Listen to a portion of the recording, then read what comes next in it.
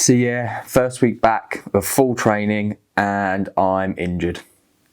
But before I talk about how I got injured and how I'm not going to be able to train for a while, or at least train properly, let's show you how I started off my day.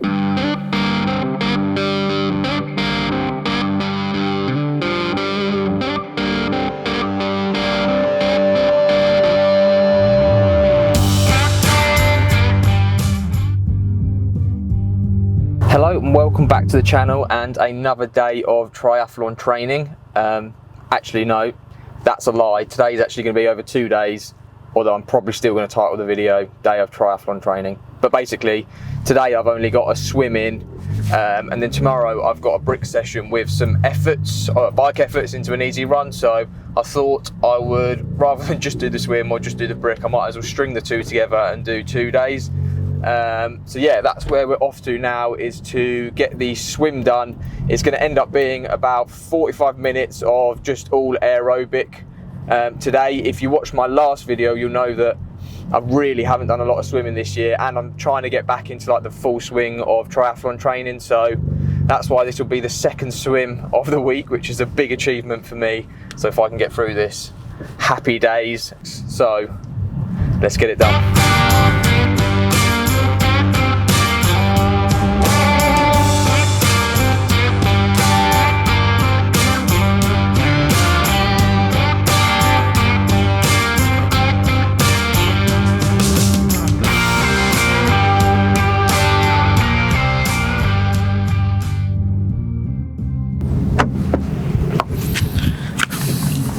So, drama as always. Went in to do my 45 minutes aerobic swim and got kicked out after 20. It was all going really smoothly. I felt good in the water because I swam 2 days ago, so I'm starting to get for the feel for the water back. Plodding along nicely, and then some woman's arm waved in front of me.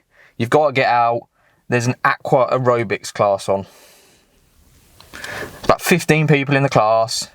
Pool was not nearly full, and I couldn't swim. So frustrating. But to be fair to them, I haven't actually mentioned this in a video yet, but I've joined Bannantine, which is like a health spa club thing. And the pool's only 20 metres, which isn't great to begin with, to be honest. And then also, because it's a spa, they have all these weird rules, and yeah, it's just not the most ideal thing for swimming. But it has a gym, it has a spa, obviously, it has a pool, although it's only 20 metres, so, and it's not horrendously expensive, so it kind of made sense to join. But note to self for next time, check when there's classes on and make sure there's no stupid aerobics classes. Oh, so frustrating, because it means I've got to come back later to make up 25 minutes of swimming. It's like 2 journeys when I literally, whatever. Anyway, I will put up the swim here, or the bit of the swim that I did manage to get done, so you can see. And like I say, I'll make it up a bit later on today. I will see you tomorrow ready for the brick session, which hopefully will go a little bit better. So after I'd ticked off training for the day and got that swim over and done with, it was myself and Autumn's plan to go down to the beach. We bought a disposable barbecue, a couple of beers, some burgers, and we're basically just going to sit and enjoy the sunset. And then on the very rare occasion, the local beach is called Frinton-on-Sea, you do sometimes get a very small, very unpredictable, very not so good wave there basically. And if you don't know, I'm a very, very avid surfer. I love surfing, potentially more than triathlon, to be honest. So yeah, if there was a wave there, I was going to hop in the water and have a bit of a sunset surf. And so that is what we did. After spending maybe an hour or 2 hours there, we had our barbecue, we had a couple of burgers, which were really nice. We had a beer, and then I thought I'm going to hop in the water, and the surf was next to flat. It was maybe half a foot, which is, if any of you don't know, that is like, most people wouldn't bother getting in. But yeah, I did, and I did manage to catch a couple of waves, so I suppose it was somewhat worth it. It would have been worse if I didn't catch a wave, but here is how I got my injury. So I was about to go and surf in my last wave of the day. I was waiting for what was to be the biggest of the half a foot waves, and yeah, picked one, paddled in, hopped on my feet, surfed the wave in, and because it's such small surf, the water is extremely shallow, so you're sort of finishing or coming off the wave in like this sort of depth of water. But yeah, so jumped off my board when I finished the wave, and I basically kicked, I don't know if it was a rock or a groin or what it was, but I kicked something and I think I've snapped or broken a toe. When I kicked the rock, I could instantly, my toes for some reason, I don't know why, but they dislocate a lot, so I thought I just dislocated a toe. So I went to push it back in and it sort of like didn't quite feel the same as a dislocation. It sort of snapped back in, and then got like real bad pain. So I surfed one more wave in basically, went over to Autumn and was like, I think I may have broken a toe. And it is now extremely swollen. It's quite bruised and it is extremely painful, which means I don't know how long it's going to put me out of training.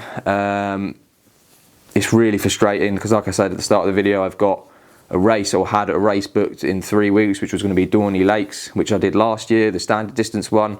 Luckily, I think I'm able to push that back until October 9th, so that's going to be the new plan going forward. But it's just frustrating having like 1 week back, sort of in full training, getting back to swimming, and yeah, and this happens.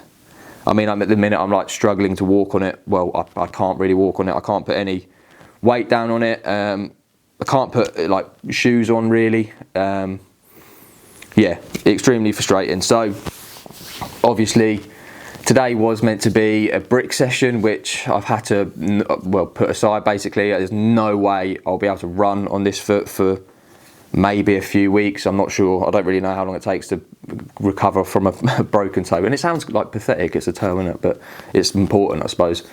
Saying that, if anyone has any recommendations of ways to recover quicker, I don't know if there is for broken bones, but let me know in the comments because I'm going to need it.